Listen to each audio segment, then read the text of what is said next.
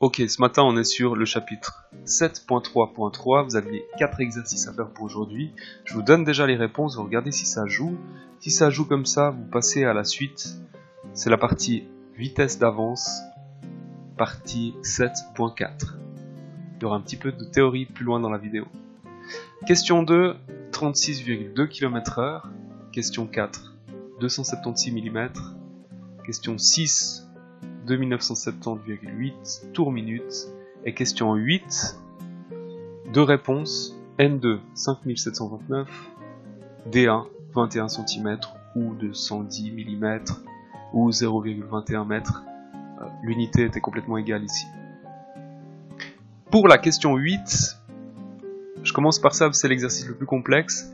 On a plusieurs informations. On connaît le diamètre de l'outil, 14 cm.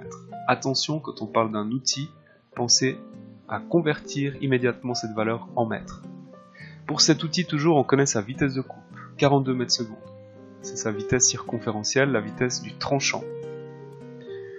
On connaît, toujours du côté de l'outil, mais dans la partie cachée de la machine, dans son mécanisme, le diamètre de la poulie qui reçoit le mouvement. Donc D2, 11 cm. On connaît la fréquence de rotation du moteur, donc aussi la fréquence de rotation de la poulie du moteur. Et on vous demande de rechercher N2 et également D1. Donc dans la partie mécanisme de machine, si on n'a pas 3 valeurs connues, il est impossible d'en trouver 2. Donc là, on est mal barré, on ne peut rien faire pour l'instant. On est obligé de laisser ça de côté. Donc on remonte sur la partie supérieure de la machine où on a un outil en rotation qui a un diamètre, qui a une vitesse de coupe. Et avec ça, à l'aide de cette formule, on peut très facilement trouver sa fréquence de rotation. Imaginez, lorsque vous faites tourner l'outil d'un tour, l'arbre fait aussi un tour et la poulie de cet arbre fait elle aussi un tour. Donc grâce à la vitesse de coupe de l'outil et à son diamètre, nous pourrons trouver sa fréquence de rotation, ses tours effectués par minute, et cette fréquence de rotation est aussi celle de la poulie. Donc par cette formule, nous trouverons N2 qui nous permettra ensuite de trouver D1. Là, attention, pour la manipulation de la calculatrice, vous êtes obligé de mettre les parenthèses si bien sûr vous voulez conserver la multiplication. Si vous voulez faire abstraction des parenthèses, vous allez taper de la manière suivante, V fois 60, tapez égal pour avoir le résultat, divisé par D, et attention, divisé par pi. Même si on l'écrit avec une multiplication, ces termes sont divisés 2 fois, une fois par D et une fois par pi. Vraiment j'insiste, essayez de faire le calcul pour la bonne manipulation de la machine et pour obtenir le bon résultat, c'est important. Donc maintenant qu'on connaît la fréquence de rotation de l'outil, de son arbre et de sa poulie, nous connaissons 3 termes, ce qui nous permet de calculer le 4e. Et là, bon, c'est du connu, on a une formule pour ça, on l'applique, rien de bien méchant. L'unité, si j'introduis des centimètres ici, j'obtiens des centimètres. Si j'avais mis 110 mm, j'aurais obtenu 210 mm. Pour l'exercice 2, on est dans un cas un peu particulier où on a un outil de petit diamètre. 8 mm, c'est bien normal, on est sur une défonceuse. Et cette défonceuse, pour compenser ce petit diamètre, tourne à 24 000 tours minute. Alors, on a des fréquences de rotation sur ces machines portatives qui sont très importantes. Mais malgré ça, si on calcule la vitesse de coupe, en ayant pris soin de bien convertir le diamètre de l'outil en mètres, on voit qu'on obtient une vitesse de coupe qui est plutôt faible, 10 mètres secondes. Si on va voir le pendant en km/h, on n'est qu'à 36 km/h. Alors que sur une toupie, on est plutôt autour des 120, 130, 160 km/h. Pour avoir un aperçu de où on se situe par rapport à cette banane des vitesses de coupe idéales, voilà, 10 mètres secondes, on est là en bas. Donc on est clairement en dessous de l'idéal. On verra par la suite en technologie que malgré ces petites vitesses de coupe, on obtient un bon résultat sur ces machines. Déjà parce qu'on peut adapter la vitesse d'avance, on peut la réduire, ce qui nous permet d'obtenir un bon rapport de coupe, Et puis aussi simplement avec des outils de petit diamètre, on engendre moins de fendage préalable.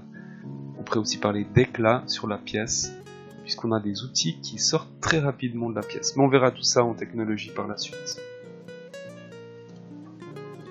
Question 4, on est dans une situation bien plus standard. Vitesse de coupe de 65 mètres secondes, donc on est plutôt dans le haut de la banane. Puis on vous demande quel sera le diamètre de l'outil.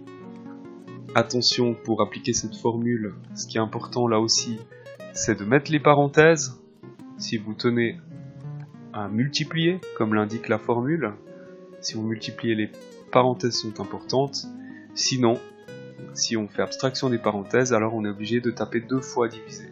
Ces deux termes sont divisés par pi, mais sont aussi divisés par n. Donc ces chiffres s'introduisent de cette manière sur la calculette. Et là on obtenait un outil qui fera environ 300 mm. Sur le marché on a des lames de 300. Donc on est assez réaliste par rapport à notre outillage. Et enfin, l'exercice 6, c'est l'inverse de l'exercice 2, puisque là on a des outils de très grand diamètre. On est sur une toupie sur laquelle on va monter des disques à tenonner. C'est des fraises abattues, mais de grand diamètre. 450 mm. On va atteindre une vitesse de coupe de 70 mètres secondes. 70 mètres secondes, on est dans le haut de la banane. Attention, si on parle de vitesse de coupe, si on parle de l'outil, il y a toujours cette conversion. 450 mm deviennent 0,45 mètres. Vitesse de coupe désirée. Quelle sera la fréquence de rotation? Même principe que tout à l'heure pour la manipulation de la calculette. Soit vous mettez les parenthèses, soit vous divisez 2 fois par d et par pi. Et on obtient environ 3000 tours minutes. Donc pour des très grands outils, pas besoin de tourner trop vite. Des petites fréquences de rotation suffisent. Là on est sur le premier cran de la toupie. 3000 tours, c'est en général la première fréquence de rotation disponible sur la toupie, qui est ensuite doublée à 6000. On a aussi 4500, 9000, puisque là en fait le diamètre de l'outil engendre déjà une grande vitesse circonférentielle. Pour la suite de ce chapitre 7, il y a une partie 7.4 qui traite des vitesses d'avance. Alors on a parlé de la mécanique de la machine, les engrenages, les poulies, on a parlé des vitesses de coupe de l'outil, là ce serait vitesse de coupe de l'arbre à raboter. Maintenant, on va s'intéresser à la vitesse d'avance de la pièce contre l'outil. Alors, pour ce faire, nous avons plusieurs formules. Dans ce chapitre, on n'a que des exercices qui vous imposent l'utilisation de ces 3 formules. Ces 3 formules vous permettent de calculer la vitesse d'avance de la pièce. Attention, on parle maintenant de mètres par minute. L'unité change. À titre indicatif, pour une vitesse d'avance manuelle, on compte environ 8 mètres par minute. Ensuite, on aura une longueur de pièce. Cette pièce a une longueur, il lui faut combien de temps pour passer intégralement devant l'outil? Alors S, c'est la longueur de la pièce. Attention, cette pièce sera exprimée en mètres. Et puis le temps qu'elle mettra pour se faire usiner, T pour temps, avec cette formule.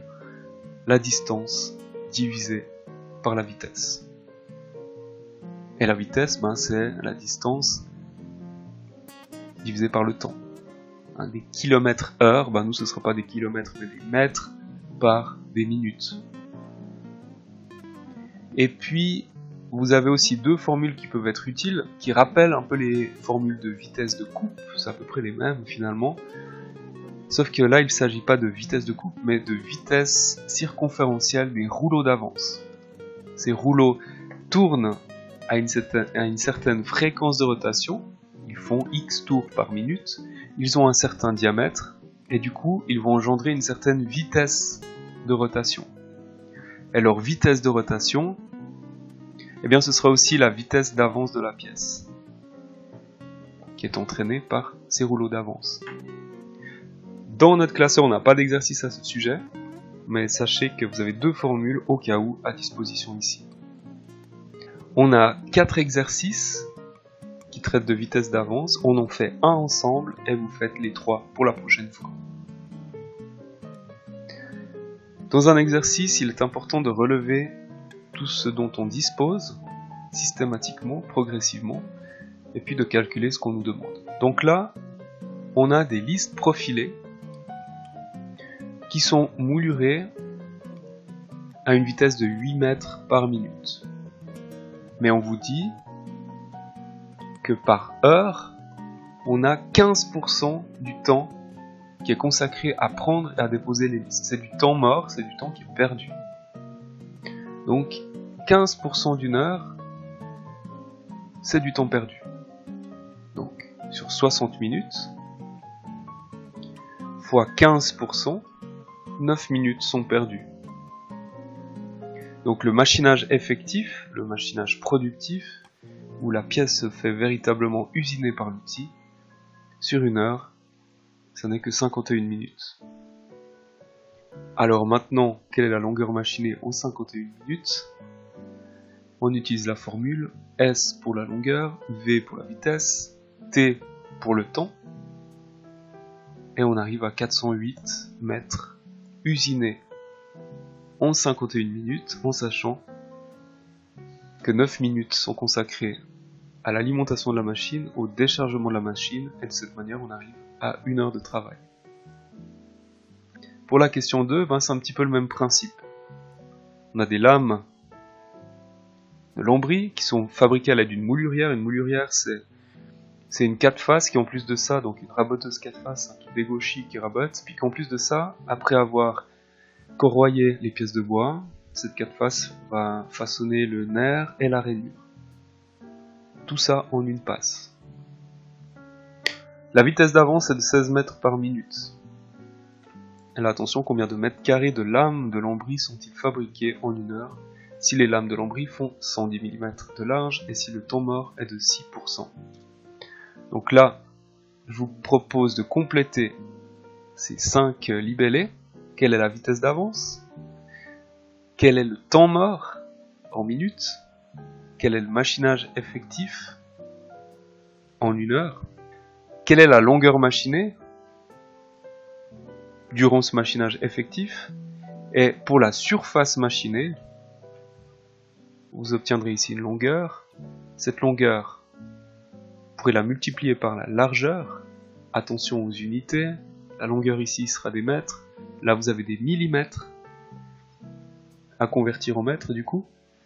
Et vous obtiendrez la surface machinée durant ce temps productif. Donc, à vous de terminer l'exercice 2. Et puis, vous pourrez faire les exercices 3 et 4.